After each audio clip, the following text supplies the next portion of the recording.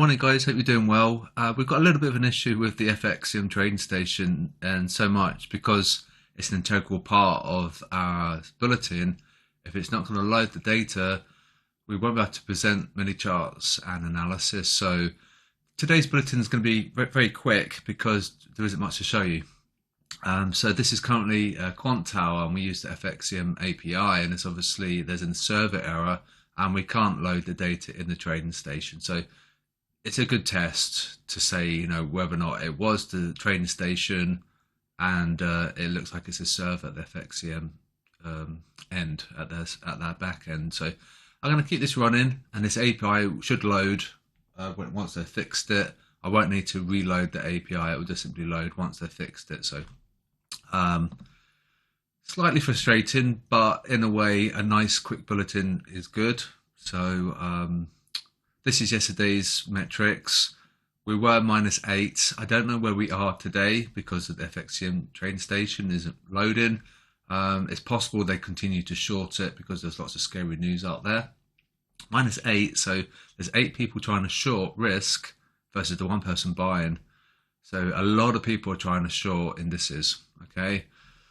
And so that's what I mean by the big picture. So in our trade of the day today, that's what I refer to. This is the big picture. Okay, it's important that you keep an eye on that because that tells us, the general mood of the market.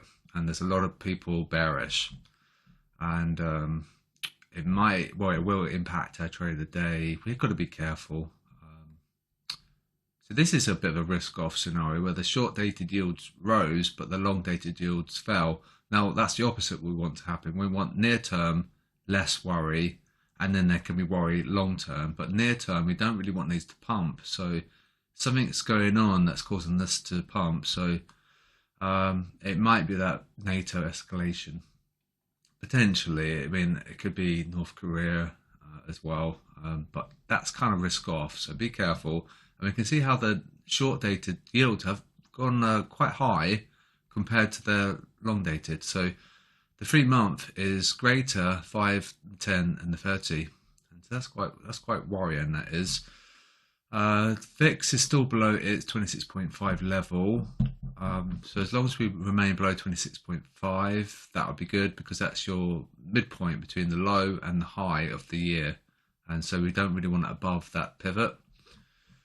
So 26.5, and I can't show you today's data due to the technical error on the FXCM trading station. So here's yesterday's. So this is what we were yesterday. So obviously things have changed since, but they had shorted the S&P, they had shorted gold. But a lot of things can happen in 24 hours. So yes, and they went long on the dollar pairs as well. Okay, and this is news. This is updated. So the dollar is trying to fight back, and we had fallen hard and suddenly after the CPI. So we might want to see a little retracement on some dollar pairs because we'd have fallen really, really significantly after that CPI. So I don't know. This might be legit. If you look at the big picture, it's quite strong. The dollar is strong on the 6-month and 1 year. We might be trying to make a bit of a comeback, and if so, that would be good for our trade of the day because it's got a dollar component in it.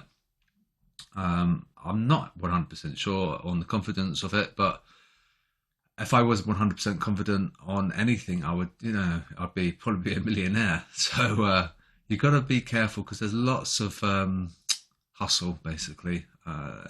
It could be a good buy, but we've got those levels to keep an eye on, and we have got that resistance overhead. If we crack above resistance, then probably the short idea is going to be invalid. This is for our trade of the day. So Kiwi USD is the strongest and the dollar Swiss is the weakest. This is the difference from last Thursday. You need to subscribe to our trade of the day. It is a risk off trade, okay? So we'd want things to sour. So you want to check your indices, make sure they were going red. VIX needs to pump. And those yields were quite risk off, so that is in our favour today. And also you could maybe argue the dollar can probably fight back a little bit because it had really fallen really hard. And you could probably argue maybe it didn't really warrant the massive sell-off after CPI. It's only one set of data. We want to see confirmation on the next CPI. So we got some Black Friday deals. So I'm going to do another advert in Telegram.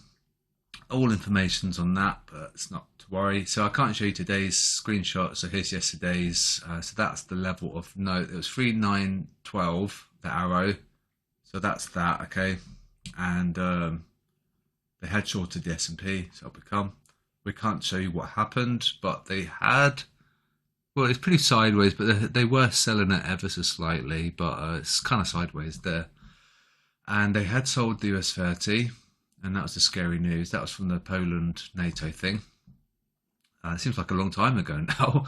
And so they had gone long on DAX, and so we have to wait until that data loads. And yeah, it's quite frustrating. We put all our eggs in one basket because the FXCM trading station is so powerful. If it doesn't load and if it breaks permanently, then we're going to have to really revise our bulletin, and we'll probably look at technicals and stuff. We can use the FXCM FX SSI stuff, but we just can't look at indices, which is a shame. Gold was sideways. Now today's liquidity targets. There's the stop loss cluster, which is huge at the spooky number. So that's of note, and it's quite relevant. So we've got a bit of a mismatch there. So they've gone long, but we have to remember the static view, we are below 50%. Okay, so there's a little bit of a discrepancy there, a bit of disharmony. Ideally, we'd want that above 50% in order to short, and quite a bit of mismatch as well. Pound USD is matching, so they have shorted it while it was a buy at the big picture. Okay, if that makes sense. Failure rate, so they're currently paying the Swiss traders. They shorted it and the price has gone down, so they're getting paid on Swiss. So, and dollar, they're getting pretty destroyed in so much they sold it and price is going up. So that would be normal. And we had a speculative trade of the day yesterday, which would have resulted in a loss. So it's a good idea to just monitor. It was Kiwi yen long, and I don't know if you saw the markets yesterday were very wishy-washy, and we closed quite mixed. The US tech fell heavily, but the other sectors did okay, and it's just basically lots of red squares and green squares, and it was quite mixed. And I posted something in Discord just to show you guys. So nothing on the QDB signals. It's okay. Saying that dollar CAD could be a buy and the dollar yen could be a buy. Aussie USD could be a sell, Aussie yen, Euro USD, Pound USD, Kiwi USD. So the dollar is strengthening on the sentiment on our bubbles. Okay, so bear that in mind. We are coming up to the close of the week, so it's potentially payday Friday. Oh, economic calendar. I can show you that. So we've got the CPI, fiscal statement, and we've got jobs data. And overnight, we've got the inflation rate from Japan.